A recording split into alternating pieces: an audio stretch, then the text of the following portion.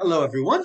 In this video, I am going to be talking about Prince Caspian, starting after young Prince Caspian escapes from the castle and meets up with Truffle Hunter the Badger and Nickabrick and Trumpkin, the two dwarfs. Now, in the movie version of Prince Caspian, Nickabrick and Trumpkin, we don't get a chance to see their development because we lose the flashback narrative in the movie. But if we read the novel in the order of the novel, we will learn that although Nickabrick and Trumpkin will end up going on very different paths, with Trumpkin being one of the great heroes of Narnia, and Nickabrick being one of the great villains who tries to bring back the White Witch and dies a pathetic death, even though their ending is very different, in the beginning of the novel, if you read carefully, you will discover that both Trumpkin and Nickabrick are non-believers. Neither one of them believes in Aslan or the stories of the four children or any of that. They're both very, very skeptical. They're rather pragmatic. They don't really think there's any Aslan that's going to help them. They're on their own. So again, in the beginning, they're skeptics, but by the end, they will be completely different. And if you read the novel carefully, there are all sorts of clues that Trumpkin will be the good one and Nickabrick will go bad. So let me go through some of these. First of all, when Prince Caspian falls among them, when he gets his head, his head is knocked out, falls off his horse, Nickabrick, Trumpkin, and Truffle Hunter take him into their lair. And you'll notice right away that Nickabrick wants to kill young Caspian when he notices he's human. Trumpkin says, no, you can't kill him because he is a guest. So even though Trumpkin's an unbeliever and a skeptic, right from the beginning, we see that he has a sense of duty and honor. He knows that you do not kill a guest. Also, when they discover that he's related to Uncle Miraz, that he's his nephew, once again, Nickabrick wants to kill him, but Trumpkin says, no, that's not his fault that he's the uncle of this bad guy. So he's got a different perspective. When they learn about Dr. Cornelius, you'll remember that Dr. Cornelius is half human and half dwarf. He's a half and halfer. He is sort of like the half-breed Samaritans who were looked down upon by the pure-blooded Jews. Notice that when Nickabrick meets Dr. Cornelius, he wants to kill him. But Trumpkin says, hey, you can't blame the guy for his heritage. So he's not going to blame the son because he's a half and halfer. He has a better sense of honor than that. Later on, this is kind of ironic, later on we find that Nickabrick does not smoke. What a wonderful unbaptist thing. Trumpkin is the good guy because he smokes. But Nickabrick does not smoke because there's a negative kind of asceticism in him that holds back the beauties and wonders of life. Now, this becomes even more important later on when they meet. They have their meeting on Dancing Long, and the fawns show up and they start doing this wonderful and wild dance. And it says that everybody joined in the dance. Even Trumpkin was very heavy and not very musical. And the Truffle Hunter, who's a badger, they're kind of hopping back and forth. Neither of them are good dancers, but they still join the dance because they know there's a proper time for dancing and a proper time for mourning. Nickabrick alone refuses to dance. He's a bad Southern Baptist. He will not join the dance when it is appropriate to do so. On a darker level, we also see Nickabrick is going to be good and Trumpkin bad because when they're gathering the army, when they first meet Reepicheep, that noble mouse, one of the black dwarves, Nickabrick is a black dwarf because he has a black beard and black hair. Trumpkin's a red dwarf with a red beard. And they're thinking, hey, there's some hags over here. Shall we go and get them in our army? And Nickabrick is okay with that, but Trumpkin says, no, I will not be in the army if you bring hags in. He knows that there is good and bad. And Trumpkin, even though he's not a believer, a skeptic in the beginning, he knows that the enemy of my enemy is not my friend. He knows that the ends do not justify the means and that you cannot bring the hags. He knows, Trumpkin, that the White Witch is a great enemy. Whereas Nikabrik, we find out, is ready to work with anybody or anyone, Aslan or the White Witch, who will rid Narnia of these evil Telmarines. So again, do you see all these subtle differences that happen? And what does it lead up to? It leads up about 2/3 into the book. Trumpkin and the children show up just in time to find that Nikabrik has brought a werewolf and a hag into Aslan's house. That's the place they're hiding out, the place that houses the stone table where Aslan had been sacrificed some 1,000 years ago. And right there and then, Nikabrik is ready to use magic to bring back the White Witch. Let's look at that scene because the dialogue, I'm kind of jumping ahead. The dialogue here is very, very important. And I'm going to be giving page numbers from the one volume edition, right? And if you jump to page 392, again, we meet the two people. Actually, at the middle of the page, we first meet this hag who, oh, she's horrible. She sees Dr. Cornelius, who of course is against this, and she says, "Worshipful Master Doctor, so please you, I'm only a poor old woman I am, and very obliged to his worshipful dwarfship for his friendship, I'm sure. His Majesty, bless his handsome face," that's young Caspian who's there, "has no need to be afraid of the old woman that's nearly doubled up with the rheumatics and hasn't 2 sticks to put under her kettle. I have some poor little skill, not like yours, Master Doctor, of course, in small spells and cantrips that I'd be glad to use against our enemies if it was agreeable to all concerned. For I hate 'em. Oh, yes, no one hates better than me." And Nikabrik is on board with this. Both Dr. Cornelius and young Prince Caspian see there's something wrong here, but not Nikabrik. He wants people who hate, because all he cares about is eliminating the enemy Miraz, and he thinks that the ends justify the means. It gets even scarier and more cold-blooded when, at the bottom of the page, the werewolf speaks up and says, "I'm hunger, I'm thirst. Where I bite, I hold till I die, and even after death, they must cut out my mouthful from my enemy's body and bury it with me. I can fast 100 years and not die. I can lie 100 nights on the ice and not freeze. I can drink a river of blood and not burst. Show me your enemies." Again, there are enemies, but there's a right way and a wrong way to do it. And in the werewolf and the hag whom Nikabrik brings, we see a kind of hatred that destroys everything. Well, a little bit farther on the top of the next page, 393. Now, Nikabrik is trying to explain why he's ready to work with these people. And he said, "All said and done, none of us knows the truth about the ancient days in Narnia.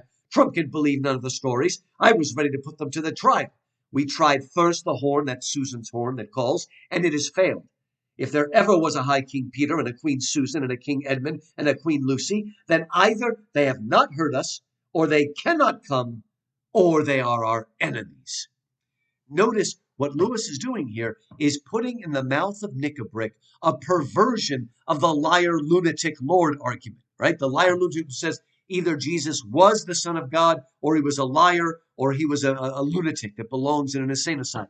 There is no other option.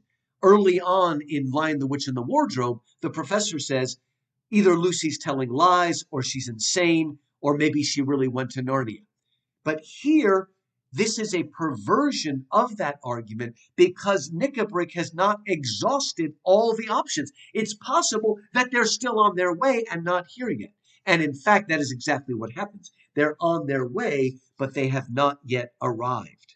A little bit farther on the page, Nikabrik again uses a perversion of the liar lunatic Lord as a way of casting doubt on Aslan. And he says this, "No, you're right there. Aslan and the kings go together." He understands history enough. He says, "Either Aslan is dead, or he's not on our side, or else something stronger than himself keeps him back. And if he did come, how do we know he'd be our friend?" Once again, he is not allowing for the very logical option that Aslan is on his way, just like perhaps Trumpkin and the 4 children are on their way. So we need to be careful in the logic that we use. Now, Watch how Nickabrick will go on to cast doubt and suspicion upon Aslan.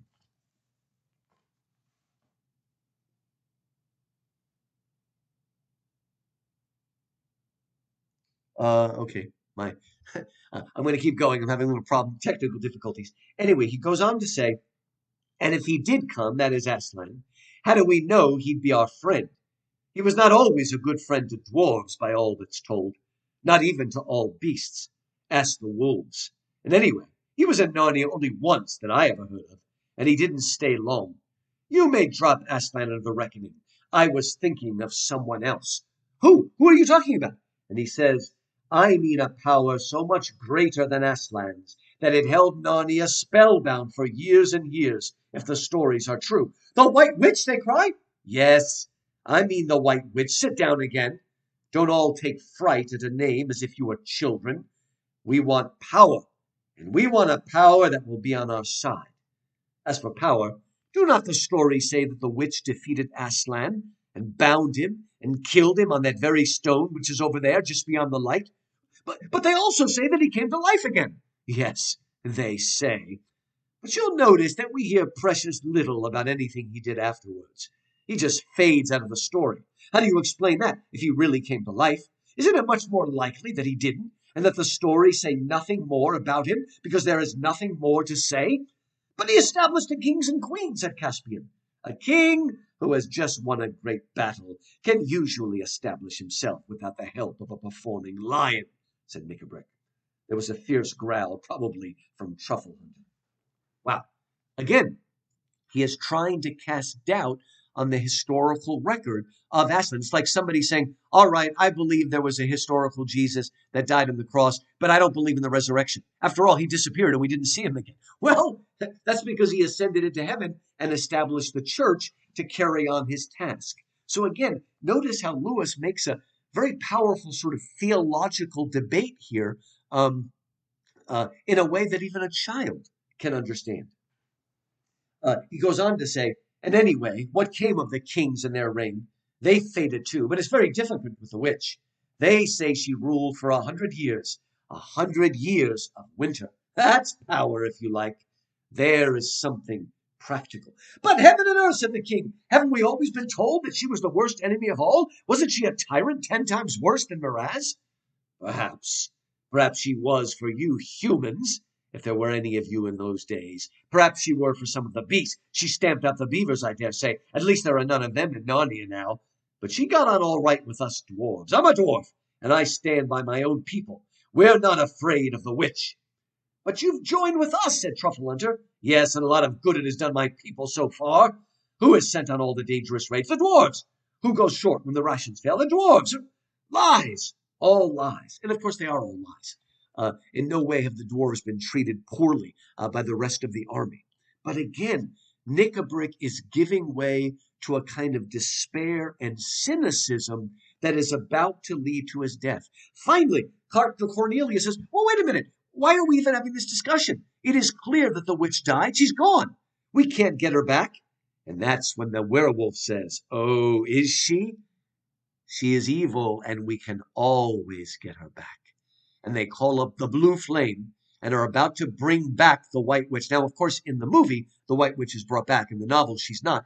We get very close to it, and that's when the fight breaks out, and that's when the 4 children, well, now the 2 boys, Peter and Edmund, and Nick and Trumpkin, rush in, and with the help of Caspian and Cornelius, they defeat and kill both the hag and the werewolf, and they also kill Nickabrick. They didn't mean to, but again, he dies in a very sad way. And we find out that, in a better time, Nickabrick might have been okay, but he had gone sour.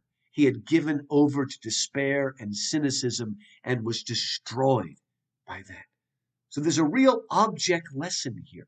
Again, all those clues with Nickabrick, his wanting to kill a guest, his hatred of Cornelius because he's basically a Samaritan, mixed blood, the way he wants to work even with the hags, even before he brings the White Witch, his refusal to smoke, his refusal to dance. And there's one more I haven't mentioned yet, and that will take us back to Trumpkin.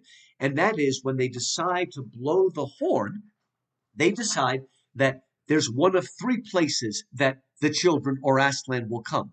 One is Aslan's house, where they are.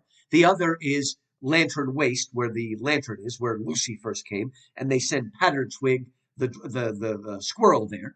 But the other place are the ruins of Cair Paravel.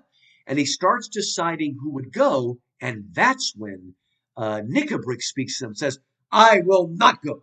I will not go. Someone needs to be here to watch over the, basically the interests of the dwarves. And that's when, and I'm going to show you this because it's a passage that always brings tears to my eyes. And that is on page, one second, it's on page 360. It's the very end of the chapter, the very end of chapter 7. And Trumpkin says, Thimbles and thunderstorms! Is that how you, Nickabrick, speak to the king? Send me, sire, I'll go. And Caspian says, But I thought you didn't believe in the horn, Trumpkin. No more I do, your majesty, but what's that got to do with it? I might as well die in a wild goose chase as die here. You're my king. I know the difference between giving advice and taking orders. You've had my advice, and now it's the time for orders.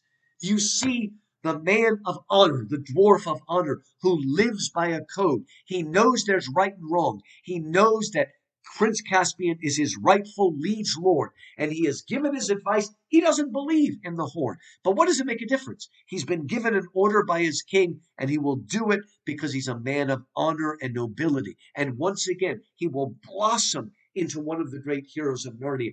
One of the things I love about C.S. Lewis is he often gives us characters like Trumpkin, and even more, the great and lovable Marshwiggle Puddleglum in the Silver Chair. These are people who are usually looked down by the church, especially the evangelical church where I am, right? We don't want these old crotchety guys. What good are they? We want Christians that are always smiling and happy. And Lewis shows us no.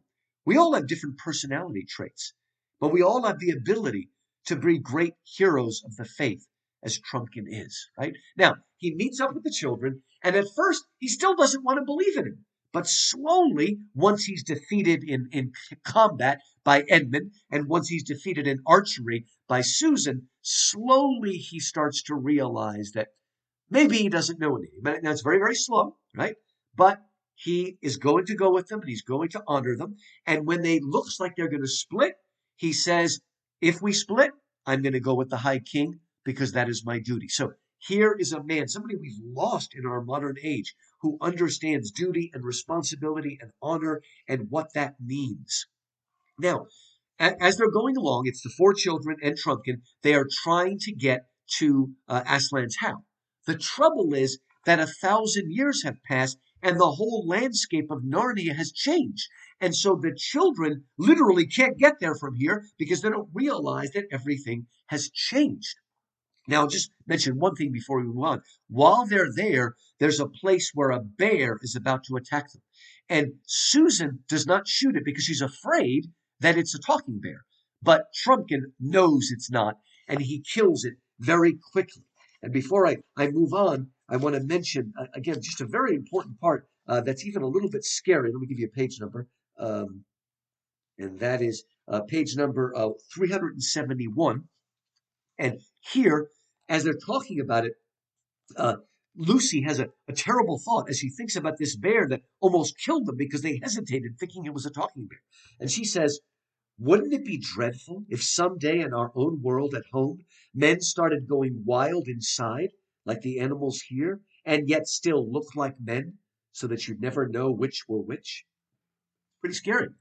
That's kind of a modern commentary on our own world. Are we going wild inside? Are we becoming more like Nickabrick and less like Trumpkin? All right, now let's move to another classic scene in here. As they're going along, and again, taking the wrong route, Lucy sees Aslan. Oh, it's Aslan! There she is! There she is! There he is.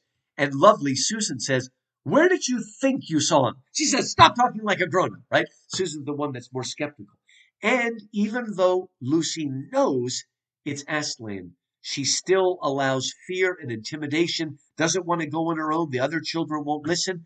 Only Edmund believes her. And it's a wonderful story arc for Edmund where he says, look, first time we were in Narnia, I didn't believe her. I was the worst. Now I need to believe her. Unfortunately, because Susan and Peter also take against her. It becomes Peter and Susan against Lucy and Edmund, and Trumpkin has to break the tie, and he breaks the tie by saying, my duty is to go with the High King Peter. So even though he's making the wrong choice, he's still doing it for a good reason. And again, he will become a hero. Well, they move on, and they're almost shot by telmarine arrows because of that, and they lose a whole day. And it's really because of this delay that they get to Aslan's house just in time. If they'd gotten there earlier, they might have been able to save Nickabrick, and things might have gone better. But again, this delay. Well, finally, Lucy comes again, and finally she wakes up and she sees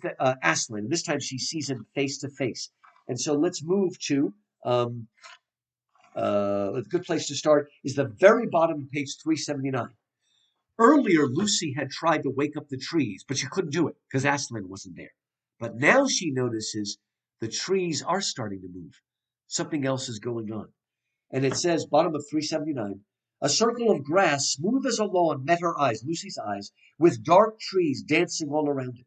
And then, oh joy, for he was there, the huge lion, shining white in the moonlight, with his huge black shadow underneath him. And she rushes to him, and she embraces him and buries her face in the golden fur. And she says, Aslan, Aslan, dear Aslan, at last. And as he looks at her, he says, Aslan, you're bigger. That is because you are older, little one. Not because you are. I am not. But every year you grow, you will find me bigger. Now, don't confuse this with often called process theology. God is not changing. God is the same yesterday, today, and forever. It is we, though, from the Old Testament to the New Testament, we as human beings are able to see more of God's fullness, partly because he reveals himself more and more to us. And it's true. As we get older, and there's an old joke where this girl says, when I was a teenager, I thought my parents were really dumb. But the older I get, the smarter my parents get. Well, that's because the older you get, the more you recognize and acknowledge the wisdom of your parents that maybe you couldn't see when you were a rebellious teenager. Well, we go on, and she says, Lucy, we must not lie here for long. You have work in hand, and much time has been lost today. Yeah, wasn't it a shame? I saw you all right. They wouldn't believe me. They're also... From somewhere deep inside Aslan's body there came the faintest suggestion of a growl. I'm sorry, said Lucy, who understood some of his moods. I didn't mean to start slanging the others, but it wasn't my fault anyway, was it? The lion looked straight into her eyes. Oh, Aslan, you don't mean it was. How could I? I couldn't have left the others and come up to you alone. How could I? Don't look at me like that. Oh, well, I suppose I could, yes. And it wouldn't have been alone, I know, not if I was with you. But what would have been the good? Aslan said nothing. You mean that it would have turned out all right somehow? But how, please, Aslan, am I not to know? To know what would have happened, child? No, nobody is ever told that. What it means to live in time. Now, in heaven, hopefully we'll know, but on this earth, we have to live with the consequences of our actions. We can move forward, but we can't move back. Oh, dear, said Lucy. She's giving up. But, said Aslan, anyone can find out what will happen. If you go back to the others now and wake them up and tell them you have seen me again and that you must all get up at once and follow me, what will happen? There is only one way of finding out. Do you mean that is what you want me to do? Yes, little one. Now, this is the first of a number of scenes across all the Chronicles of Narnia where Aslan takes the children through what I would call a catechism. Yes, Aslan will forgive the kids, but first, the children have to know exactly what they did wrong and how they could have avoided what they did wrong. But they will still find that when they confess, Aslan forgives them. Here, Lucy needs to understand that, yes, she could have followed Aslan. It would have been terrifying. She would have had to go alone, but she could have. And she can't just blame the others. She needs to understand a very difficult message, a message that would be hard for adults, much less children. That when Christ calls, we need to follow him, even at great cost, even if it means leaving our family. What does Jesus say, right? Unless you hate your mother and father, right, compared to your love of Christ, how can you follow me? So she needs to leave the past man. She's not going to find out what would have happened, but she can find out what will happen by going forward. But she's still afraid. Look what she says. We're on page 381 now. Will the others see you too? Asked Lucy. Certainly not at first. Later on, it depends. But they won't believe me. It doesn't matter. Wow, this is hard. Though none go with me, still I must follow. That's an old song called I Have Decided to Follow Jesus. It doesn't matter. Oh dear, and I was so pleased at finding you again, and I thought you'd let me stay, and I thought you'd come roaring in and frighten all the enemies away, just like the last time. And now everything is going to be horrid. It's hard for you, little one, but things never happen the same way twice. It has been hard for us all in Narnia before now. I wonder if you've noticed that Jesus almost goes out of his way in the Gospels. He never does a miracle the same way. Always different. Sometimes the people come to him and ask. Sometimes he goes to them. Sometimes it's the friends that bring him there. Always different. There's no simple single way that Jesus does a miracle. And that's important because we need to understand that there's a difference between prayer and voodoo. When we pray to God, we are asking, please, if it is your will you do this? Voodoo means if I know exactly the right spell, I can force God or the gods or the spirits or whatever to do what I want. That's not how God works. God is not an ATM machine that we can withdraw from. There is no simple, you do this and this happens. He's not a tame lion. And she needs to learn that it's not always the same, but we need to learn that ourselves too. God works differently at different times, and we can't put him in a box, as we say.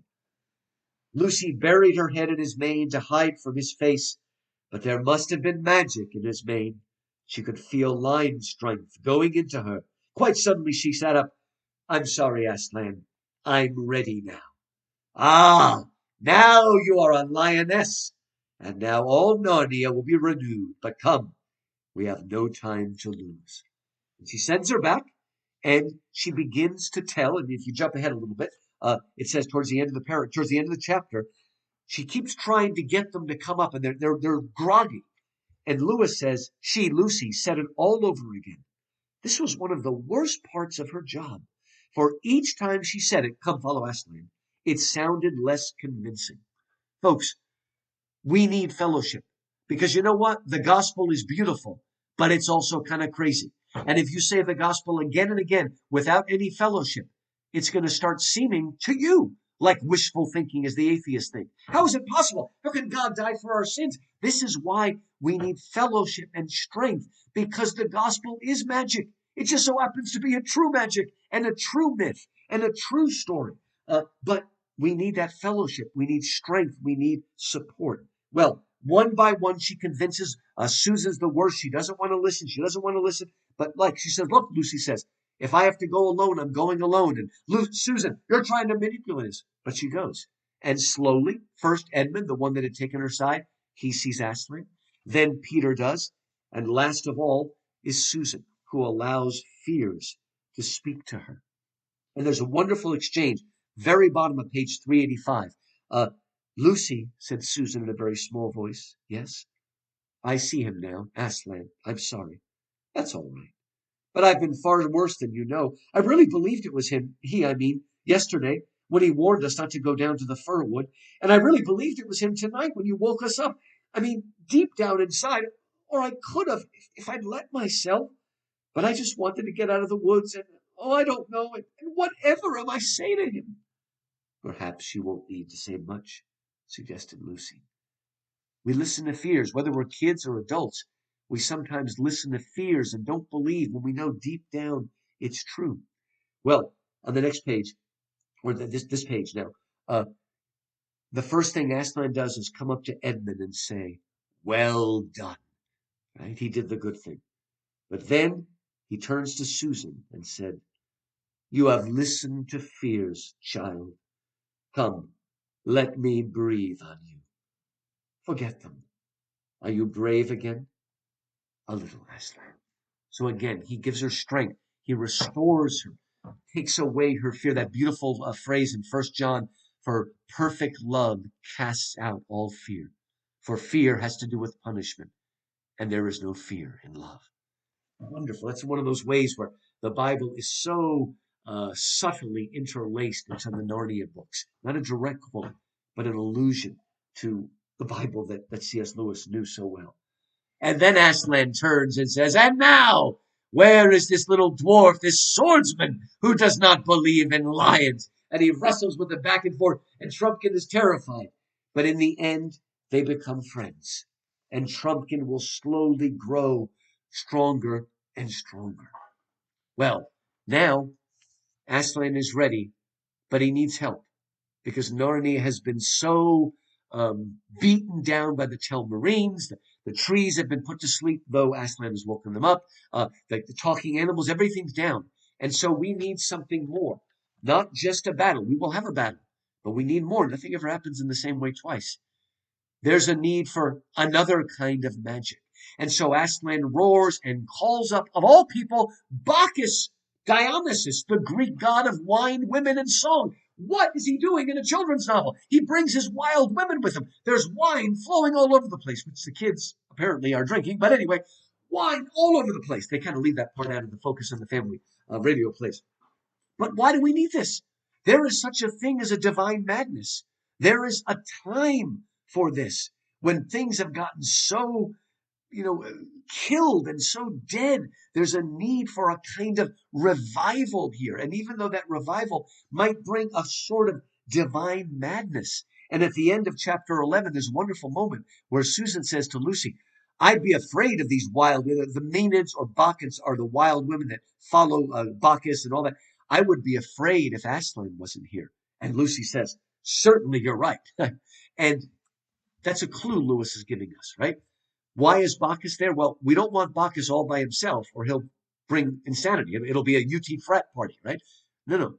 But with Aslan there, Bacchus and his wild energy is tamed and rechanneled so that rather than becoming self-destructive, it becomes freeing and releasing. It shatters. It's like the new wine that shatters the old wineskin and brings in a new wineskin. This is what's needed. Now, at this point, something wonderful happens, and this is completely messed up in the book because in the movie, because the movie is like we have to treat boys and girls exactly the same. If boys can kill people, girls can kill people, and so we have unending female superheroes. Some of them are good, like Wonder Woman. Others are unbelievable and merely obnoxious. And we're not making everybody the same. If Narnia is going to be renewed, the boys and girls have different missions. They are of equal value, but they are different. And so while the boys, Peter and Edmund, and of course also Caspian now, while they are fighting, and a little bit later there's going to be a duel, while they're doing that, Aslan and Bacchus takes the girls, Susan and Lucy. The girls ride on Aslan's back, and they are going to go out and try to help revive and bring back to life the countryside of Narnia.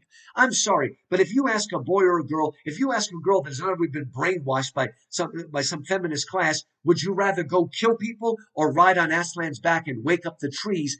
I can tell you which one they're going to say. And so what we're doing here is we're bringing together a masculine kind of courage and a feminine kind of nurture that must work together to revive and save Narnia. And again, both jobs or tasks or ministries are given equal value. And so masculinity and femininity are affirmed and strengthened in Prince Caspian. That is left out, unfortunately, in the movie. Okay, now, so, like I said, we have two things, and the first one we're told about is the duel. And instead of reading it, it's pretty easy. What happens is Peter, not Caspian, but Peter challenges Miraz to a duel because he knows we're in trouble. With a straight fight, we're in trouble here. So let's have a duel. And what happens is a little bit complicated, but Miraz has these two nasty counselors named Sopespian and what's the other one? Lord Sepespian and Lord Glozell. And they hate Miraz, and they think, let's get him to fight the duel. If he wins, everything's over, we're fine. If he loses and he's gone, well, he was kind of getting in the way and we can take over instead. And it's kind of a long sort of thing, but we end up having a duel between the two of them. And there's a wonderful thing, it's right out of a Robin Hood movie or something, where Miraz drops his blade and Peter has a chance to rush in and kill him, and he doesn't do it because that would be ignoble and dishonorable.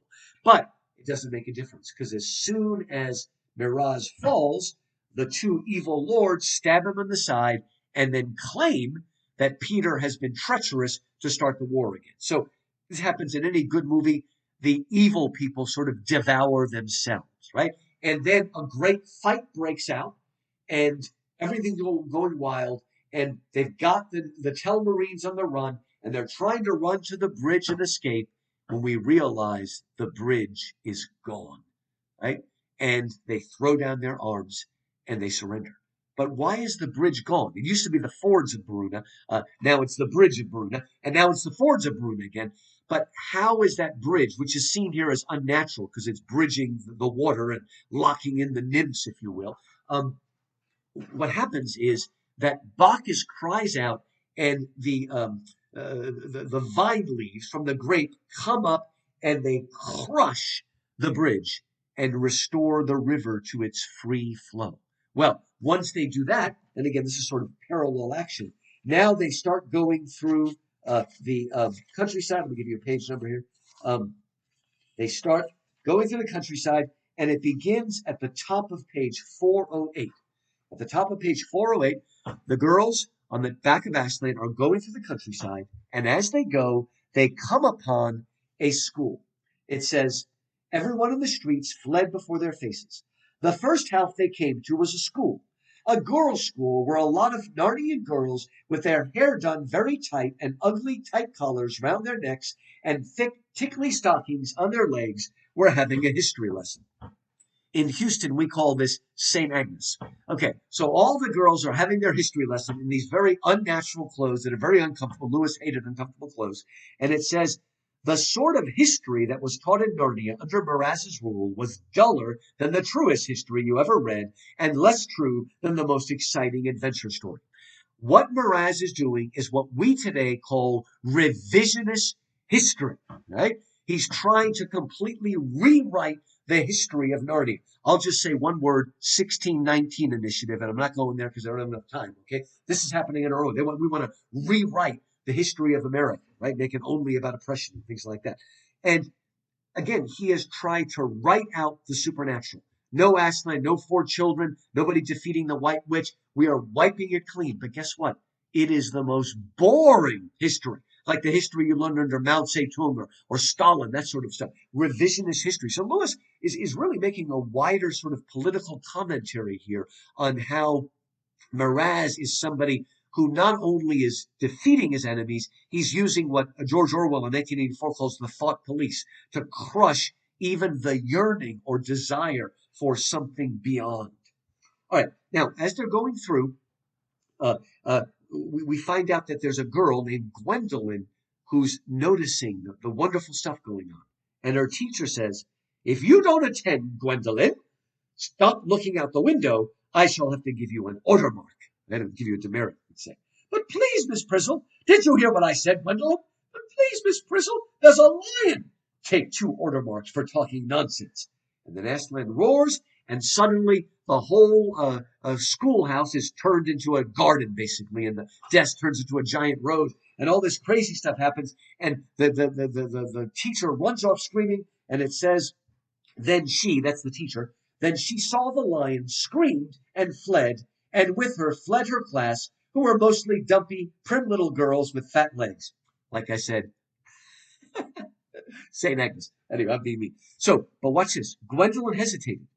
You'll stay with us, sweetheart, said Aslan. Oh, may I? Thank you. Right? And she takes hands with the Menans, the wild women, and dances off, and she's so happy. Right? So all the other girls run off, but there's one girl. She's the remnant, if you will. The one who has a heart and a joy and a yearning for something more.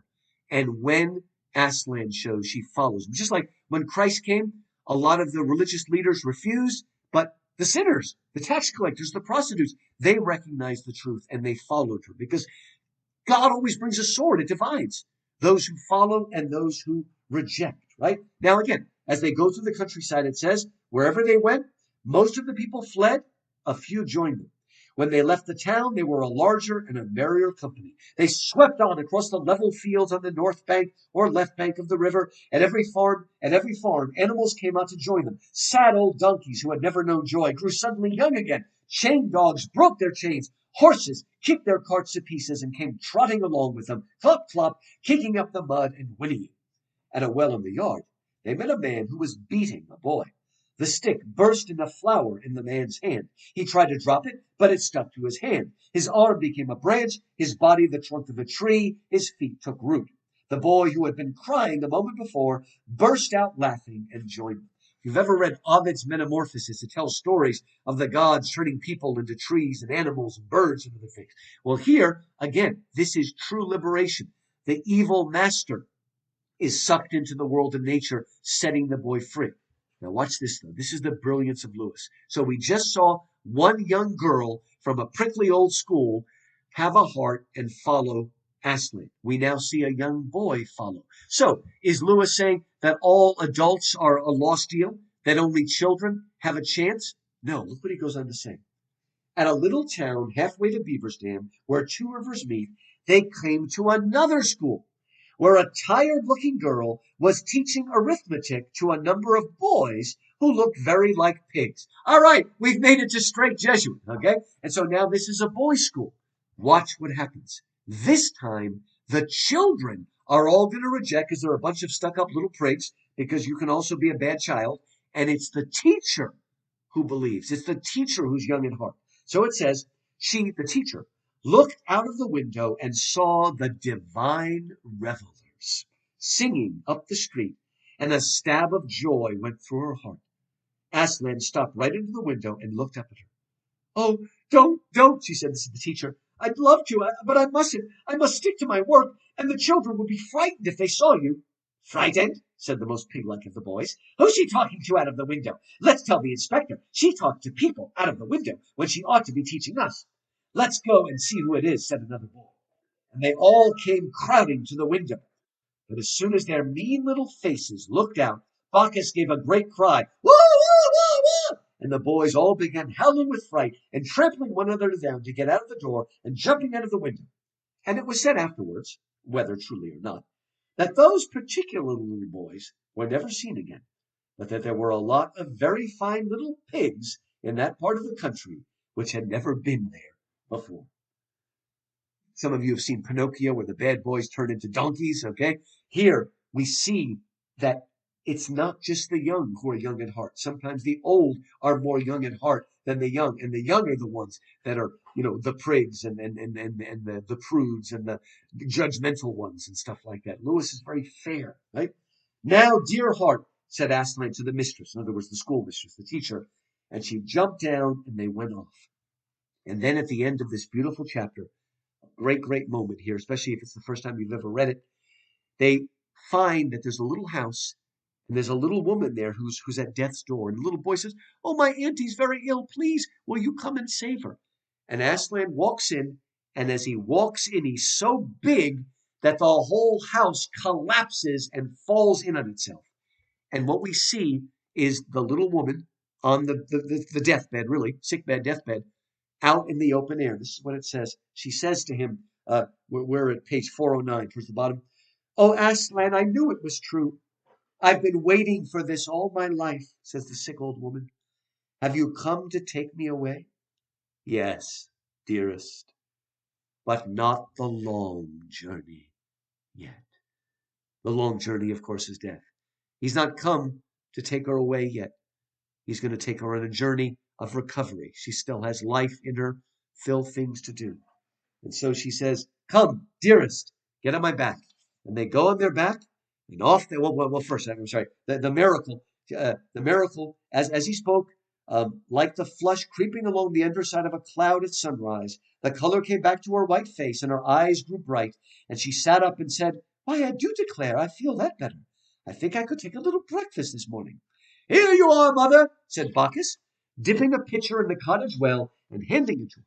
But what was in it now was not water, but the richest wine, red as red currant jelly, smooth as oil, strong as beef, warming as tea, cool as dew.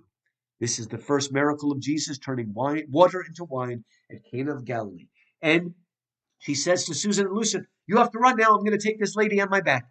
And they rush off, and everybody's leaping and dancing and going forward. And they get there. And when they arrive, that little woman gets off of the back of Aslan.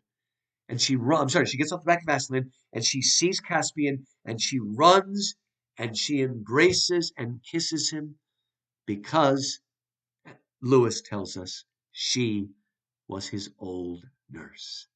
Remember the one that had been dismissed, whereas the one we thought probably had been killed? All is recovered, all is restored. And with the renewal of the countryside comes the renewal of the nurse. The first time I read that, that brought me to tears. You don't even guess it. The first time, you might even forget the second time you read it, who that lady is. And so again, all things are restored, even what the locusts have devoured. And so we move to the chapter where Aslan makes a door in the air, and he explains, he sort of fills in the backstory. It turns out that the Telmarines are human, right? But they're not originally from Telmar, which is an island in Narnia. They're from our Earth. And they were a group of pirates, which is funny that they all hate the water, that they came from pirates. It's kind of an irony. And this may be why Caspian speaks in a strange, unidentified Spanish accent in the movie Prince Caspian. Hello. Whatever. He speaks, and maybe because the idea of the pirates and the Spanish main, I don't know, it's kind of strange. He loses the accent, by the way, in Voyage of the Dawn Treader. But anyway, what he says is, you were a group of pirates, and you were evil. You killed it, and you went into a cave, and in the cave was one of those chinks, one of those doorways between Earth and the other worlds. And he says there are fewer of them now. I don't say there are none left, but there are fewer of those portals or doorways. And it was through that you came to Telmar, right? You are human. Didn't you know that humans, a son of Adam, is supposed to be a king? And when Caspian hears this, at first he puts his head down. He says, "I thought I came of better stock than that." To which Aslan says, maybe I'll give you the page because you should underline it. It's very good. You come, and I'm sorry I skipped. I'm gonna have to go back, but um, trying to get under an hour here. He says to him at page 416 at the bottom. He says, Caspian says, "I was wishing that I had come of a more honorable lineage." "You come of the Lord Adam," said, "and the Lady Eve," said Aslan, "and that is both honor enough to erect the head of the poorest beggar, and shame enough to bow the shoulders of the greatest emperor in earth. Be content." Right? Pascal said we're both the glory and sort of the garbage of the universe, made in God's image but fallen. And our human status should lift us up, lift up our head in glory that we were made in the image of God, but lower our head that we come of original sin of our father Adam. Beautiful stuff. But I just realized I skipped over one of the most important scenes. It's too easy to do that. Go back before the feast and all of the end. And this is on page 413 near the top. After the battle is over, it turns out that Reepicheep, our wonderful chivalric mouse, who we'll meet again in Voyage of the Dawn Treader, that in the fighting, his tail has been cut off, and he's lost his tail. And actually, you start on page 412, towards the bottom, and he says, "This is terrible. I can't talk to you." And Aslan says, "It becomes you very well, small one. All the same, if anything could be done, perhaps your majesty—" "But what do you want with a tail?" "Sir, I can eat and sleep and die for my king without one, but a tail is the honor and glory of a mouse." "I have sometimes wondered, friend, whether you do not think too much about your honor." And, it looks like it's going to end there. And suddenly what happens is that the followers of Peepakeek, and the other followers come forward, and they've all held up their tails and are about to cut them off.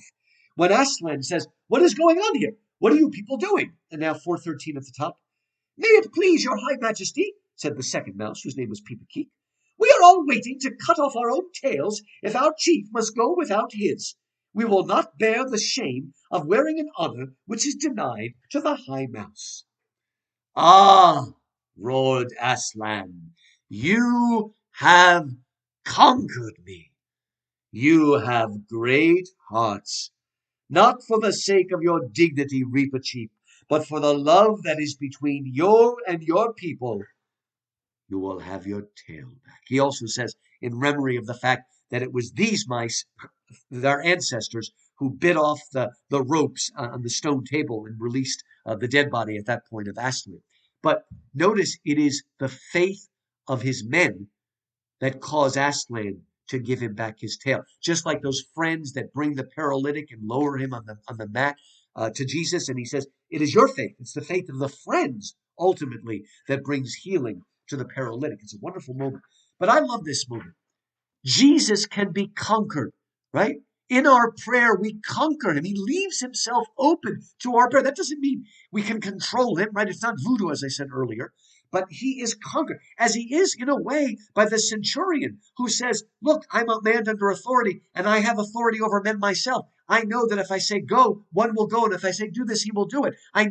I recognize that you are a man under authority, and all you have to do is give the word, and my servant will be healed. And what does Jesus say? He might as well say, you have conquered me. I have not seen faith like this amongst my own people. And he's impressed by this Gentile, right? Amazing thing. We get to the heart of Aslan. And that part is unfortunately missed in the movie. He doesn't say that part about, you have conquered me, you have great hearts. But again, God is moved. We can't force him to save us. But God is moved by the small faith that we do show. Okay, as we move to the end, he now tells them, the Telmarines, you have a choice. You can remain here, right, under the proper rule of Prince Caspian, who will now be King Caspian, or if you want, you can leave. I will send you back to that South Sea island, which is a good land with water and food and whatnot. But if you go through it, you cannot come back again. Right? This is a choice if you're going to go through. And they're all frightened, but one of them says, I will go. I will do it. And we're back to page 417, on the top of page 417. One of them says, I will go. And Aslan says, it is well chosen. And because you have spoken first, strong magic is upon you. Your future in that world shall be good. Come forth. And so he goes one by one, and they go through. And then it comes time for the four children to go through the same door that he made, except it will take them back to the railway station and not to the South Sea Island. And we find out something sad at the end of the book. Peter and Susan tell Edmund and Lucy that they've had a conversation with Aslan, and he has told them they will not be returning to Narnia. They are older now. They have to become a part of their world. We need to understand that there is a time and a season for these things. We'll understand this more when we get to the end of the voyage of the Dawn Treader, for why it was partly that he brought them at that time. But the hope is that Edmund and Lucy will return. Right? So again, a lot of great themes in here, a lot of understanding. Things don't happen in the same way twice. We need to understand that there even is a time for madness. And we learn that there is a need to bring joy and love back in and break the chains of materialism that would tell us that this world is all that there is. Thank you all for listening, and I'll see you all next week.